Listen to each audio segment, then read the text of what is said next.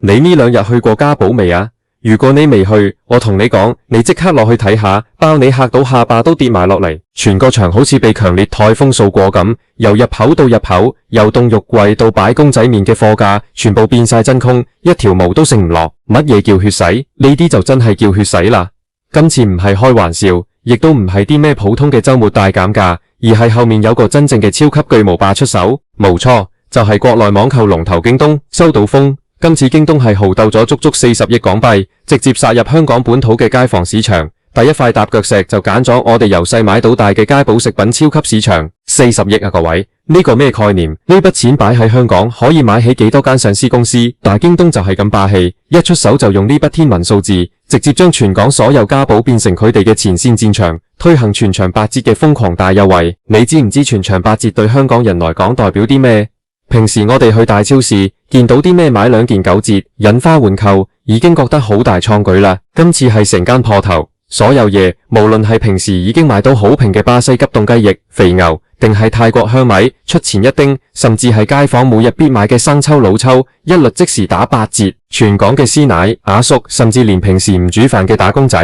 一聽到呢個消息，真係瘋狂過搶張學友演唱會飛。我有個住喺深水埗嘅朋友，佢同我講，尋日下晝3點幾，佢行過嗰邊間家寶，條人龍由鋪頭入面一直排到條大馬路，直情將成條街塞爆咗。入到去，啲人根本唔係用買餸籃，亦都唔係用手推車，而係直情成箱咁冧。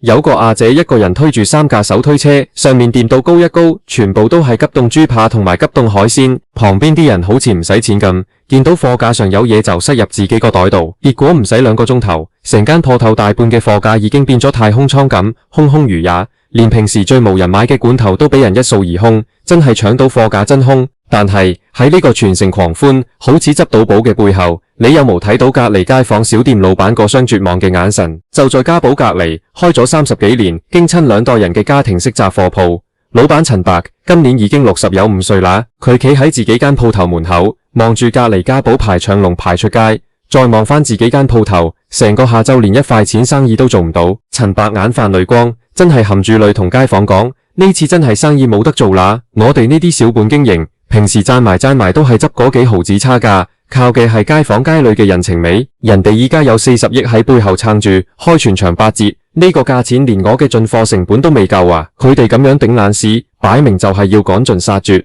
我哋呢啲老骨頭，除咗執笠，仲可以有咩出路？聽完真係令人好心酸。但你以為京東嘅野心就只有咁多？錯啦！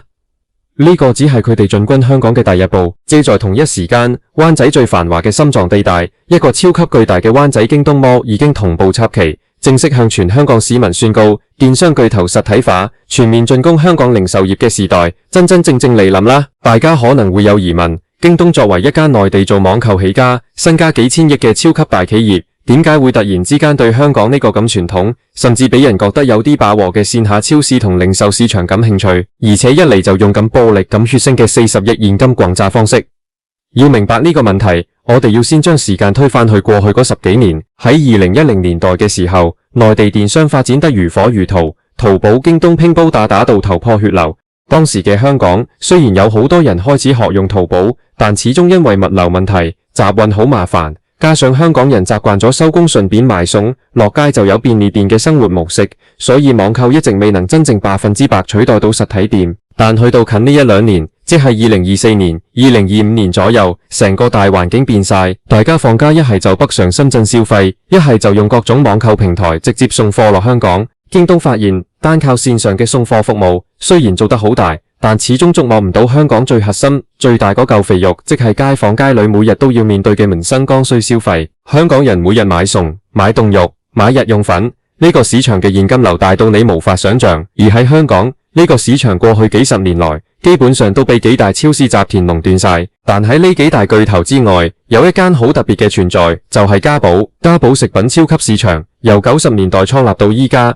一直行嘅都係基層路線，主打便宜、急凍肉類、大件夾抵食。全香港有幾十間分店，遍佈晒各區嘅公共屋邨同舊區。京東今次真係好聰明，佢如果自己由零開始喺香港開超市，由揾鋪位、裝修到申請牌照，起碼要搞幾年。而且香港人對新牌子有戒心，但如果直接同家寶深度合作，甚至好似傳聞中咁用40億進行全面戰略控股同供應鏈改造，咁就完全唔同講法啦。京東等於一瞬間擁有咗全香港幾十個最接地氣、人流最高嘅實體零售網點，而且家寶原本嘅客群全部都係最精打細算、對價格最敏感嘅基層市民同家庭主婦。呢班人平時可能未必會特登下載個手機程式去網購，但如果佢哋每日行過嘅家寶突然之間打8折，佢哋就會立刻瘋狂。今次呢個全場8折嘅策略，表面上係回生市民，但喺商業戰術上，呢個叫做獵暗行動。京東用40億入局，佢根本短期內就唔打算賺錢。內地互聯網最擅長嘅招數係咩？就係補貼大戰。先用排山倒海嘅資金落去補貼，將價格壓到低一低，低到所有同行都頂唔順。你想下，家寶全場8折，最受衝擊嘅係邊個？首當其衝嘅一定係同區嘅其他連鎖超級市場。但呢啲大集團底子厚，或者仲可以頂一陣。最慘最無辜嘅就係好似剛才提到嘅陳伯咁，喺舊區默默耕耘嘅個體戶、小店、凍肉鋪同雜貨店。呢啲小店平時攞貨數量少，成本自然高，佢哋買一包出前一丁，可能賺你5毫子，買一磅豬肉賺你幾塊錢。而家家寶喺京東嘅資金支持下，打完8折之後嘅售價，竟然比小店向批發商攞貨嘅批發價還要平。呢個係一個極度殘酷嘅降維打擊。當街坊發現去小店買芝士又要15塊，去家寶用手機數一數，打埋折只需要10塊錢嘅時候，人情味喺現實嘅荷包面前，往往就會變得好脆弱。這就是為什麼咖喱小店老闆會喊累感嘆生意冇得做，因為呢個唔係實力嘅競爭，而係一場大象踩死隻螞蟻嘅不對等戰爭。當這些小店繼未嚟記嘅約例因為頂唔順租金同蝕本而陸續執笠之後，成個4區嘅零售生態就會被徹底壟斷。到時候定價權喺邊個手上，大家心知肚明。這就是資本最厲害，亦都最令人不寒而栗嘅地方。而且京東嘅步伐行得比所有人想象中都要快。當大家仲喺各區嘅家寶搶緊急凍雞翼嘅時候，灣仔嗰邊已經傳嚟震撼彈，灣仔京東摩同步插旗。去過內地旅行或者生活過嘅朋友，應該都聽過或者見過京東摩。這不是一間普通嘅鋪頭，而係一棟動資幾萬平方米，結合咗高科技、智能家電、電子產品、家居生活以及電競娛樂於一身嘅超級體驗式購物中心。今次京東摩選擇在灣仔插旗，選址非常之精準且具戰略意圖。灣仔係香港其中一個最核心嘅商業區與住宅區交匯點，呢度既有高收入嘅寫字樓白領，又有傳統嘅中產和基層居民，同時鄰近銅鑼灣，人流極度密集。而且灣仔一向係香港電子產品同電腦硬件嘅大本營，由灣仔電腦城到附近的各種電器連鎖店，幾十年來都係香港人買電子產品嘅首選地方。京東摩在呢度開張，擺明車馬係要向香港整個傳統電器及電子零售業宣戰。根據現場消息，灣仔京東摩採取嘅係線上線下融合嘅星零售模式，簡稱 O2O， 入面擺滿晒最新款嘅智能電視、雪櫃、手衣機、智能手機、電競電腦等等。最震撼嘅係，裏面的標價完全係與內地京東平台同步，甚至因為新開幕，結合咗港人專屬嘅補貼優惠。平時香港人買電器最怕係咩？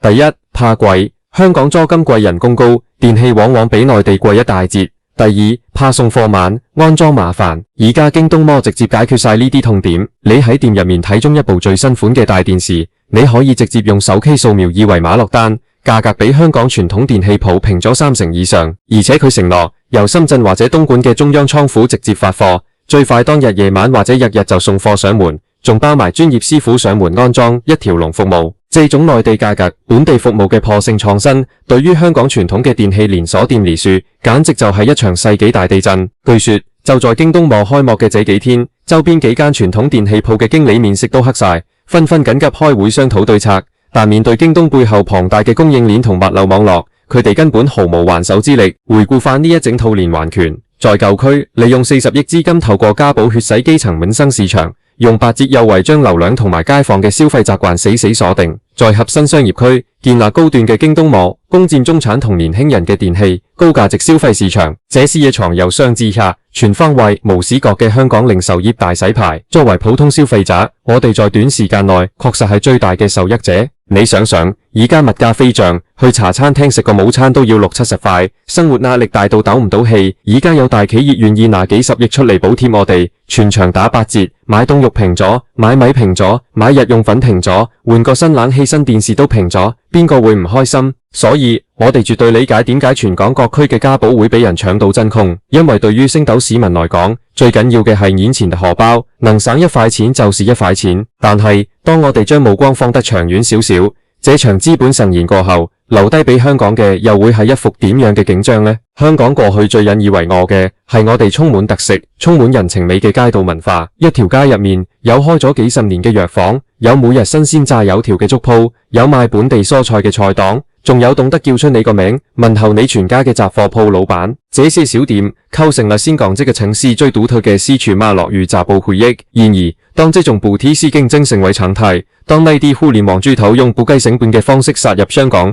這些本來就生存得好艱難嘅本土小店，將會以一種驚人嘅速度消失。我們不妨想象一下，2年或者3年之後，當大資本成功將所有競爭對手趕盡殺絕，全香港嘅街坊市場只剩下幾間巨頭連鎖店，而原本生機勃勃嘅小街小巷，全部變成千篇一律嘅連鎖店或者空置嘅吉鋪。到那個時候，全場八折還會存在嗎？當市場形成壟斷，定價嘅話事權就完全落入咗資本家嘅手中，到時佢哋要加價，我哋連說不嘅權利都冇。呢就是商業社會最經典嘅先補貼後收割嘅套路。而且這不單只是零售業嘅問題，這更關乎到全香港成千上萬基層從業員嘅生計。大連鎖店、星零售模式主打嘅係大數據、自動化同埋精簡人手。一間大超市可能只需要幾個收銀員，甚至全部轉用自助自動付款機。而那些原本依賴小店為生、年紀較大、學歷不高嘅街坊職工，一旦小店結業，佢哋將會面臨徹底失業嘅危機。這就是為什麼當看見街坊們在家寶瘋狂搶購、笑逐顏開嘅同時，我腦海中揮之不去的依然是咖喱小店陳爸那含淚嘅雙眼，以及那一句令人心碎嘅生意冇得做啦。這40億嘅血